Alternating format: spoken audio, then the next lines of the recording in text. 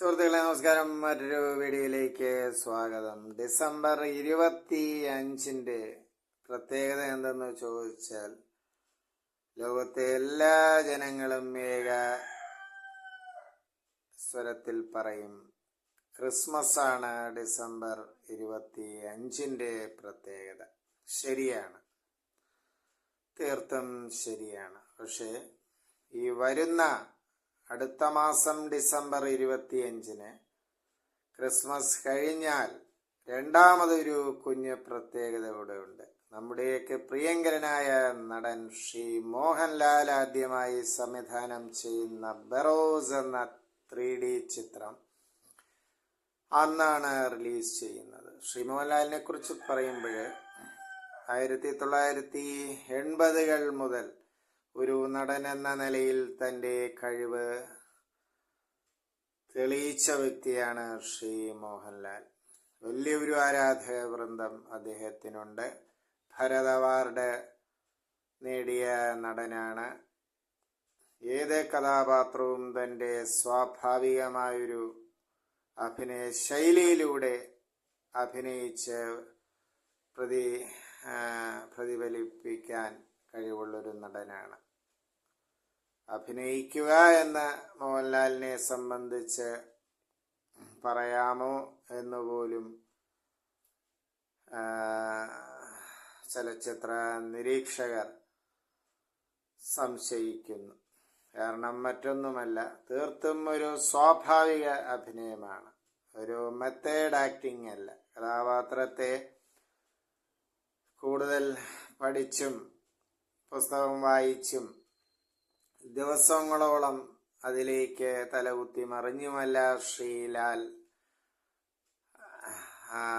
അവതരിപ്പിക്കുന്നത് എന്ന് അദ്ദേഹത്തിൻ്റെ തന്നെ ഇൻ്റർവ്യൂയിലൂടെയും അദ്ദേഹവുമായി അടുത്ത സുഹൃത്തുക്കളുമൊക്കെ പറഞ്ഞ് നിങ്ങളും ഞാനും കേട്ടിട്ടുണ്ട്. അത്ര സ്വാഭാവികമായൊരു ഒഴുക്കാണ്, അഭിനയ രീതിയാണ് ശ്രീ മോഹൻലാലിൻ്റേത്. ശ്രീ ജി അരവിന്ദൻ ഉൾപ്പെടെ പല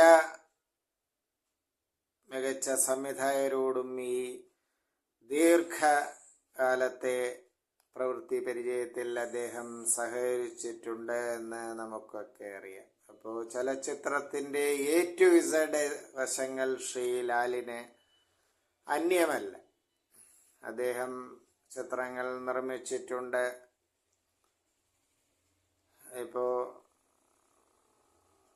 പല ടോപ്പ് സംവിധായകരുമായും അദ്ദേഹം സഹകരിക്കുക വഴി ഓരോ സംവിധായകരുടെയും ശൈലിയും സിനിമയുടെ എല്ലാ സാങ്കേതിക വശങ്ങളും അദ്ദേഹത്തിന് മനഃപ്പാടമാണ് എന്ന് നമുക്കൊക്കെ അറിയാം. അപ്പോൾ ആസ്വാദകർ വലിയ പ്രതീക്ഷയോടെയാണ് ബറോസ് എന്ന ശ്രീ മോഹൻലാലിൻ്റെ ചിത്രത്തെ കാത്തിരിക്കുന്നത്. ഡിസംബർ 25 ആസ്വാദകരെ സംബന്ധിച്ചിടത്തോളം ഒരു സുവർണ ലിപികളിൽ എഴുതിയ ഒരു നാൾ തന്നെയാണ്. ബറോസ് ഒരു 3D ചിത്രമാണ്. 3D ചിത്രത്തെക്കുറിച്ച് പറയുമ്പോൾ എൻ്റെ തലമുറയിൽപ്പെട്ടവരൊക്കെ മനസ്സിൽ സൂക്ഷിക്കുന്ന ഒരു കഴിഞ്ഞകാല നല്ല 3D ചിത്രമാണ്. നല്ലതുകൊണ്ട് ഉദ്ദേശിക്കുന്നത് ആസ്വാദ്യതയുള്ളൊരു 3D ചലച്ചിത്രമാണ്, ബാല ചലച്ചിത്രമാണ്. ഇന്ത്യയിലെ തന്നെ ഏറ്റവും ആദ്യത്തെ 3D ചിത്രമാണ് മൈ ഡിയർ കുട്ടിച്ചാത്താൻ. ജിജോ ആയിരുന്നു അതിൻ്റെ സംവിധായകൻ. അപ്പോൾ ആ കുട്ടിച്ചാത്താൻ കണ്ടൊരു ഓർമ്മ എന്നെപ്പോലുള്ള പഴയ തലമുറയിൽപ്പെട്ടവരുടെ മനസ്സിലുണ്ട്. ഇന്ന് സാങ്കേതികത്വം വളരെ വികസിച്ചിരിക്കുന്നു. കുട്ടിച്ചാത്തനിൽ നിന്നും ഏറെ വികസിച്ചു സാങ്കേതികത്വം. ഇപ്പോൾ ബറോസിനെ സംബന്ധിച്ച് ധാരാളം വിദേശ ടെക്നീഷ്യൻസിൻ്റെയും മറ്റും പങ്കാളിത്തമുണ്ട് നിർമ്മാണത്തിൽ. ശ്രീ മോഹൻലാൽ മുഖ്യവേഷം ബറോസിൽ ചെയ്യുന്നു എന്ന് നാം ഒക്കെ വാർത്താ മാധ്യമങ്ങളിൽ കൂടെ കേട്ടു. ഏതായാലും ഒരു എളിയ ആസ്വാദകൻ എന്ന നിലയിൽ